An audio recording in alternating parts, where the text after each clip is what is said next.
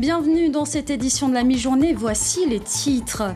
Le collectif Usine du Sud, Usine Pays ne lâche pas. Après des opérations de blocage menées ces derniers jours qui avaient suscité de nombreuses réactions hier, le collectif ainsi que Lican annonce d'autres mobilisations. Lizzie Carboni sera en direct de Goro dans un instant.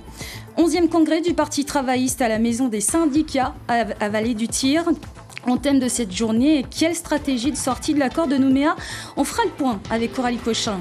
C'est aujourd'hui la journée mondiale du diabète. 700 nouveaux malades du diabète sont dépistés chaque année en Calédonie. On partira à Lifou à la rencontre de Marie, une maman atteinte de la maladie qui raconte son quotidien. Et puis enfin, on parlera basket en fin de journal avec la deuxième manche des finales territoriales qui se déroulent cet après-midi à l'Arène du Sud de Païtar.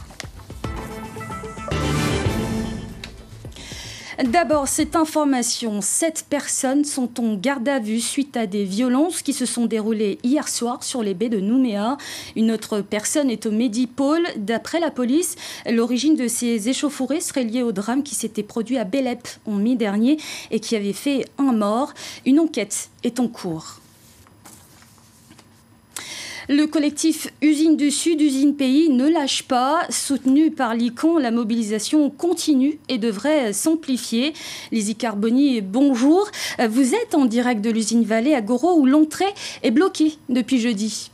Oui, tout à fait. Donc, une centaine de personnes sont mobilisées actuellement ici à Vallée, toujours pour défendre le projet de la Sofinor Coréa Zinc. 3 piquets de blocage sont actuellement en place au niveau de la base vie, au niveau de l'entrée de la mine et au niveau de l'entrée de l'usine. Les accès sont donc bloqués depuis jeudi matin. Personne ne peut rentrer. Le collectif Usine du Sud, Usine Pays, ainsi que les coutumiers ne lâcheront rien, disent-ils. Ils ne souhaitent discuter qu'avec l'État. La piste de la table ronde prévue demain est donc écartée. Ils ne répondent pas à l'invitation lancée par Vallée. Le collectif prévient également que la mobilisation va se durcir dès demain. Et je cite, « La population ne devra pas être surprise de ce qui se passera ». Les manifestants veulent que la ressource revienne au pays, que leurs convictions soient entendues. Ils précisent qu'ils ne souhaitent pas mettre l'usine en péril, mais annoncent que cette dernière n'est plus alimentée en minerai depuis jeudi et que la situation pourra devenir très critique. Dès demain après-midi, des représentants de Lican et du collectif Usine du Sud, Usine Pays, rencontreront des coutumiers des aires Païchi, Haute-Pimboap et Zalachou, des réunions pour aller chercher un soutien, je cite, jusque dans le nord. En direct de l'usine du Sud, Lizzie Carboni pour MC La Première. Merci Lizzie. Et à Nouméa aussi, le collectif Usine Pays et Lican continue à marquer leur mobilisation. Banderoles et militants sont en place à l'entrée du port autonome qui fait l'objet d'un blocage depuis jeudi, même s'il n'y avait pas vraiment d'activité aujourd'hui. Les bateaux sont déchargés, assure un membre du collectif, mais seuls les containers avec des produits de première nécessité sortent. Week-end très politique avec notamment le Parti travailliste qui ouvrait son 11e congrès ce matin à la Maison des syndicats à la Vallée du Tir. Louis Koucha Uregei, son président, a énuméré les principaux sujets qui seront abordés pendant ces 2 jours. Et parmi eux, Coralie Cochin, la sortie de l'accord de Nouméa. Alors bonjour Jeannette, effectivement, lors de ce congrès, ces 2 jours de congrès, le Parti travailliste devra décider s'il est favorable à un 3e référendum, comme le veut le FLNKS, ou bien s'il souhaite soutenir la démarche du MNIS, son partenaire dans le MNSK, qui veut créer, lui, un gouvernement provisoire, comme l'avait fait Jean-Marie Djibaou en 1984. Une décision lourde de conséquences qui avait accompagné les événements dans les années 80. Louis Koucha-Uregei a bien insisté sur ce point ce matin. Autre dossier majeur de ce congrès, la vente de l'usine du Sud. Le Parti travailliste a rappelé sa position en faveur de l'offre Sofinor Coréa Zinc et son opposition ferme au consortium avec Trafigura. Un combat, dit-il, dont les actions sur le terrain vont monter crescendo dans les prochains jours. Enfin, Louis Koucha-Uregei a évoqué également les événements qui déchirent Maré.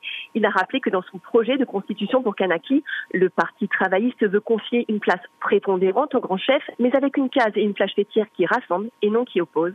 Louis Koucha-Uregei de conclure, je n'ai pas milité pendant 50 ans, notamment avec les foulards rouges, pour que Kanaki, ce soit ça.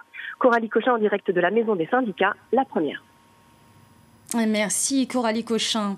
Le 3e référendum, un engagement prioritaire pour le Palika. C'est principalement autour de cette question que vont tourner les discussions et les réflexions dans ce 40e congrès du parti qui se tient depuis hier à Saint-Thomas, dans la vallée d'Amois, à Poindimier. Reportage de Marguerite Poigoun. Le Palika s'engage dans le 3e référendum, un sujet qui occupera principalement les discussions des militants. Jean-Pierre Diaoué, l'un des porte-parole du parti, a insisté sur un point lors de son discours d'ouverture. Ce sera le dernier référendum. Ce 3e référendum est pour nous, indépendantistes, notre dernière chance. Parce qu'il y a ceux qui manifestent, qui veulent qu'il soit inscrit sur les listes électorales. 40 000 personnes. Imaginez-vous un seul instant. Si ces 40 000 personnes sont réinscrites sur les listes électorales, qu'est-ce qui va se passer? Pour nous indépendantistes, ça voudra dire c'est l'histoire qui se répète. C'est une deuxième politique de peuplement pour rendre minoritaire le peuple kanak dans son pays. Et pour gagner ce 3e référendum, les militants du Parti de libération kanak doivent décider à ce congrès des chantiers à mener durant les mois qui viennent. Jean-Pierre Diaoué a aussi évoqué la crise économique aggravée par la crise sanitaire liée au Covid-19.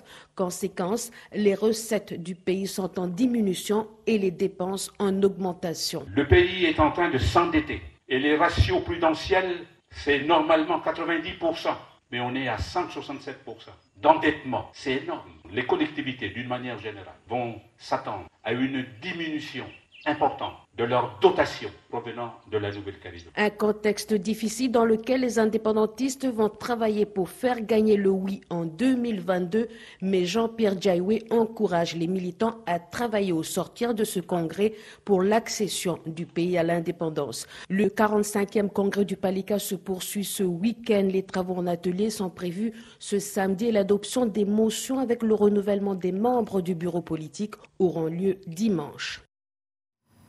Et il s'agit bien sûr du 45e congrès du Palika et non du 40e. Et sachez que l'Union progressiste pour la Mélanésie tient aussi son 37e congrès annuel à la tribu d'Aoumou à Kwawa et la Dynamique Unitaire Sud à l'eau vive de Nouméa.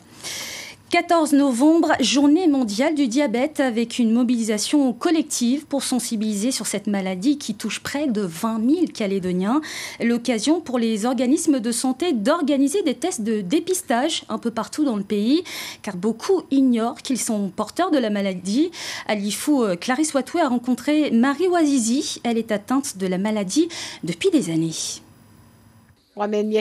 Avant, je ne connaissais rien du diabète. Alors, quand je l'ai attrapé, la maladie a fragilisé mon corps jusqu'à atteindre mes yeux. Marie Ouazizi a 60 ans. Elle vit avec cette maladie depuis une quinzaine d'années. Matin, midi et soir, je mesure ma glycémie.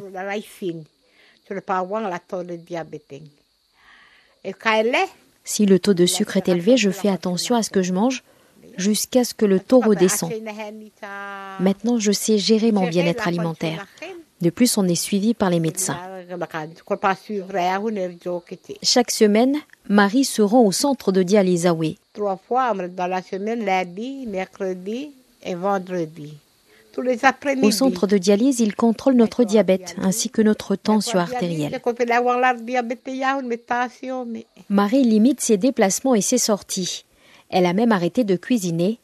Maintenant, c'est son mari qui leur prépare le repas. Vous ne me verrez jamais sans chaussures, de peur de me blesser aux pieds. Comme les doigts, une petite coupure peut avoir des conséquences graves. La seule solution est de se rendre chez le médecin pour qu'il nous soigne. On garde ses enfants et ses petits-enfants.